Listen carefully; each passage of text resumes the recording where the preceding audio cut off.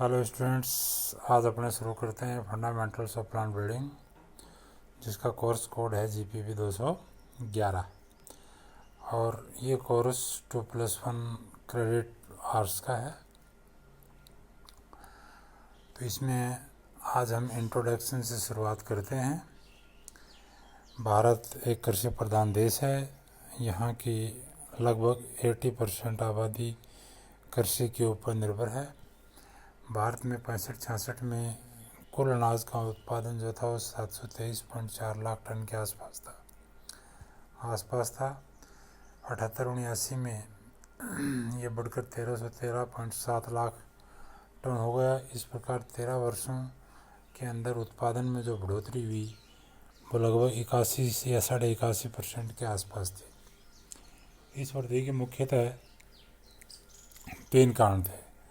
Number 1, increasing in net crop area, number 2, better management of inputs, and number 3, use of improved varieties।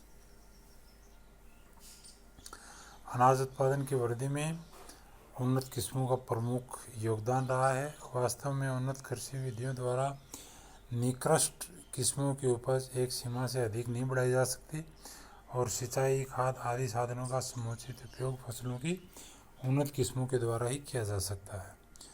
Bharat में या भविष्य में net crop area में अधिक बढ़ोतरी की संभावना बहुत कम है, क्योंकि दिन प्रतिदिन शहरों में आबादी बढ़ती जा रही है, नए नए उद्योग लग रहे हैं, नए नई सड़कें बन रही हैं, नई नई परियोजनाएं आ रही हैं।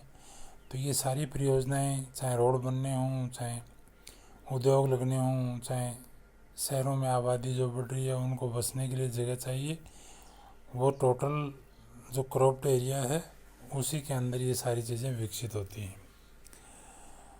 तो नंबर 1 जो एस्पेक्ट था इंक्रीजिंग नेट क्रॉप्ड एरिया, उससे अनाज का उत्पादन बढ़ाना आज के परिप्रेक्ष्य में असंभव है, क्योंकि जब पॉपुलेशन कम थी उस टाइम ये चीज़ थोड़ी संभव थी। सेकंड है बेटर मैनेजमेंट ऑफ इनपुट्स। हमारे पास जो इनपुट्स होते हैं, जैसे उन्नत कृषि विधियाँ होती हैं, सिंचाई है, खाद है, रोग और कीटों की रोकथाम के लिए जो इंसेक्टिसाइड, पेस्टिसाइड्स आते हैं, खरपतवार की रोकथाम के लिए जो वीडिसाइड्स आते हैं, मैन्योर एंड फर्टिलाइजर्स हैं, उनका अच्छा प्रबंधन करके हम अन्न के उत्पादन को बढ़ा सकते हैं। लेकिन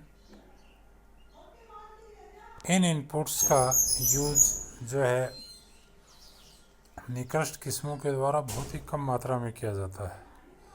उन्नत जो किस्में होती हैं वो इनका अच्छे प्रकार से यूज़ करते हैं, और उन्नत किस्में जब इनका यूज़ अच्छे प्रकार से करती हैं तो अन्न का उत्पादन बढ़ता है।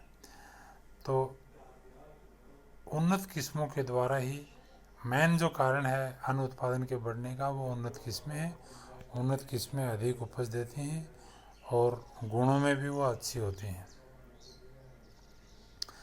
तो ऐसा विश्वास किया जाता है कि फसलों के जीनोटाइप में असीमित उपयोगी परिवर्तन किए जा सकते हैं। जीनोटाइप्स में इन परिवर्तनों के कारण ये फसलें मानव के लिए अधिक उपयोगी होती जाती हैं।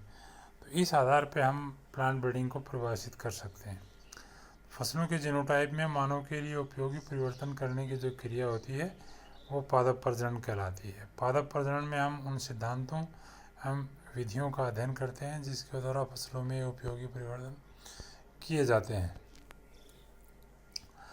तो इसी आधार पर अलग अलग वैज्ञानिकों ने प्लांट ब्रीडिंग को परिभाषित किया है। जैसे जेम्स पोलमैन ने 1959 में प्लांट ब्रीडिंग की जो परिभाषा दी थी, वो plant breeding is the art and science of changing and improving the heredity of plants. पौधों की आनुवंशिकी में उत्थान एवं परिवर्तन करने की कला एवं विज्ञान को पादप प्रजनन कहते हैं।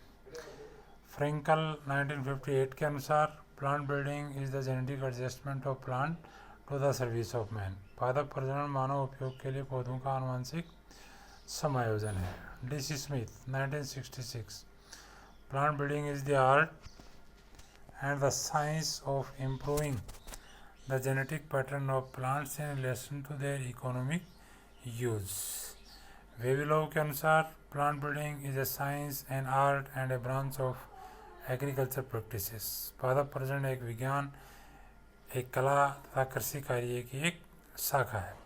इस आधार पर हम पादप प्रजनन की एक जनरल परिभाषा हम दे सकते हैं, जिसके अनुसार पादप प्रजनन वह कला तथा विज्ञान है जिसके द्वारा पौधों को अधिक आर्थिक महत्व का बनाने के उद्देश्य से उनके आनुवंशिकी में सुधार किया जाता है। It consist of the principles and the methods required for favourably changing the genetic constitution of crop plants.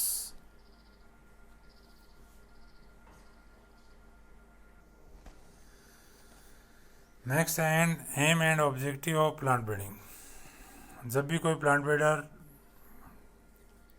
अपना कोई भी प्रोग्राम बनाता है तो उसके कुछ मुख्य एम और ऑब्जेक्टिव होते हैं। उन ऑब्जेक्टिव के आधार पर से प्लांट ब्रीडर अपनी प्लानिंग करता है।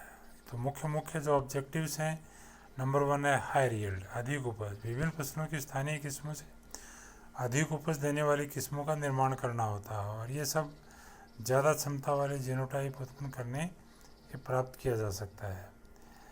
सेकंड है बेटर क्वालिटी, उपज के गुणों में सुधार करना। उपज के गुणों में सुधार से तात्पर्य है कि उपज सभी गुणों से संपन्न होनी चाहिए, जैसे shape, size, colour, taste, melting, milling, keeping, cooking etc of the food grains. फसलों में विशेष गुण उत्पन्न करना, जैसे high sugar content in sugar cane, stronger, longer and fine fibre in cotton, more protein content in pulses, appearing flowers in apples, appealing flavour in apples etcetera. Next है ऐसी किस्मों को निकालना जो उत्पादकों उपभोक्ताओं की अधिक से अधिक आवश्यकताओं की पूर्ति कर सकें। चौथा है डिजीज एंड इंसेक्ट रेसिस्टेंस, अवरोधी किस्मों का विकास। ऐसी किस्मों का निर्माण करना जो disease, insect, pest, frost, flood, drought, wind storms, shattering, lodging and alkaline saline condition of soil तथा वातावरण की समस्त असामान्य दशाओं से प्रभावित न हों। फिफ्थ है change in maturity duration, it permits new crop rotation and often x tends the crop area. Agronomic characteristics, modification of agronomic characteristics such as plant height, tethering, branching, erect or trailing habits, etc. It often desirable. For example, dwarfness in cereals is generally associated with lodging resistance and fertilizer responsiveness. 7 synchronous maturity, समकालीन परिपक्वता। फसली पौधों का पकने का समय लगभग एक जैसा होना चाहिए जिससे उनकी हार्वेस्टिंग एक साथ हो सके। जैसे मूंग में जो फलियों की तुड़ाई कई बार की जाती है जिससे उनके ऊपर लेबर का चार्ज ज़्यादा आता है। अगर हम एक बार मूंग की फलियाँ जो पक जाती हैं, अगर उनकी पिकिंग नहीं करते हैं, उनको नहीं तोड़ते हैं, तो उनमें सैटरिंग की संभावना ज़्यादा रहती है। नेक्स्ट, फोटो इंसेंसिटिविटी, ऐसी किस्मों का विकास जो प्रकाश एवं टेम्परेचर इनसेंसिटिव हों, जो कि नए क्षेत्र में उगाई जा सकें। जैसे पहले चावल की खेती दक्षिणी भारत और नॉर्थ ईस्ट के अंदर की जाती थी, वीट की खेती नॉर्थ इंडिया के अंदर ही की जाती थी। अब इन फसलों के अंदर ऐसी फोटो इंसेंसिटिव वैरायटीज आ चुकी हैं जिससे इनको हम पूरे भारत में, राइस को उत्तरी भारत में भी उगा सकते हैं और वीट को साउथ इंडिया के अंदर भी इनकी खेती की जा सकती है। डोरमेंसी, कुछ फसलों में जब मैच्योरिटी के समय बरसात हो जाती है तो हार्वेस्टिंग से पहले ही बीज अंकुरित हो जाते हैं। अगर इस पीरियड में बीज में प्रसुप्ति हो तो इस प्रकार के नुकसान से छुटकारा मिल सकता है। Next, variety for new seasons. मेज इज ए खरीफ क्रॉप, परंतु अब इस फसल को रबी और जायद क्रॉप्स के रूप में भी उगाया जा सकता है। Moong is grown as a summer crop in addition to the main kharif crop. Next, moisture, stress and salt tolerance. ऐसी किस्मों का विकास जो रेनफेड एरिया व सैलाइन सॉइल के लिए तो क्रॉप प्रोडक्शन बढ़ाने में सहायक होती हैं।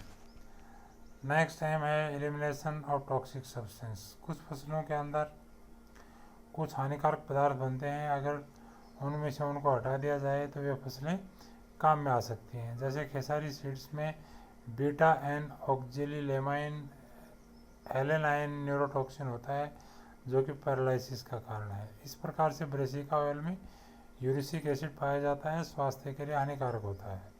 अगर इन फसलों से इन हानिकारक पदार्थों को निकाल दिया जाए तो उनकी न्यूट्रिशनल वैल्यू जो है वो बढ़ाई जा सकती है। नेक्स्ट एम है अनुकूलता में वृद्धि, अडेप्टेबिलिटी इन वाइड रीजन्स। ऐसी किस्मों का निर्माण जो एक बहुत बड़े भूभाग के अंदर उगाई जा सकें या पूरे देश के अंदर उगाई जा सकें। नेक्स्ट है production of early maturing variety. ऐसी किस्मों का विकास करना जो जल्दी पकती हों, जिससे क्रॉप रोटेशन अपनाने में हमें बहुत आसानी रहती है। नेक्स्ट टाइम है waiter hardness would be desirable in certain situations.